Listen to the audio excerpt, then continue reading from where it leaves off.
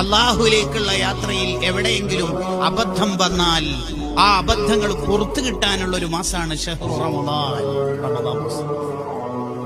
വഇദാ ലം യുഗ്ഫർ ലഹു ഫീഹി, റമദാനിൽ ഒരാൾ ദോഷം പൊറുപ്പിച്ചിട്ടില്ലെങ്കിൽ ഫമത, പിന്നെ എപ്പോൾ അതൊരു വല്ലാത്ത ചോദ്യമാണ്. പിന്നെ എപ്പോൾ റമദാനിൽ ദോഷങ്ങൾ പൊറുപ്പിച്ചിട്ടില്ലെങ്കിൽ പിന്നെ എപ്പോൾ?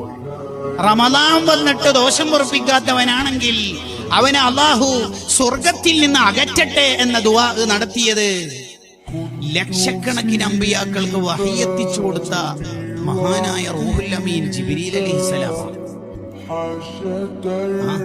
എല്ലാ സന്ദേശങ്ങളുടെയും വാഹകനായ ജിബ്രീൽ അലൈഹിസ്സലാം, ലോക നേതാവായ അഷ്റഫുൽ ഖൽഖ് മുഹമ്മദുർ റസൂലുള്ളാഹി സ്വല്ലല്ലാഹു അലൈഹി വസല്ലം തങ്ങളാണ് ആമീൻ പറഞ്ഞത്.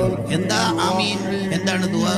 റമദാനിന്റെ ദിവസങ്ങൾ കിട്ടിയിട്ട് വേണ്ട വിധത്തിൽ ഉപയോഗിക്കാതെ ദോഷം പൊറുപ്പിക്കാത്തവൻ, അള്ളാഹുവിന്റെ റഹ്മത്ത് കിട്ടാത്തവൻ നരകത്തിലെത്തട്ടെ. ഒരു റിപ്പോർട്ടിൽ അങ്ങനെ തന്നെ കാണും, അള്ളാഹിന്റെ റഹ്മത്തിൽ നിന്ന് അയാൾ അകറ്റട്ടെ.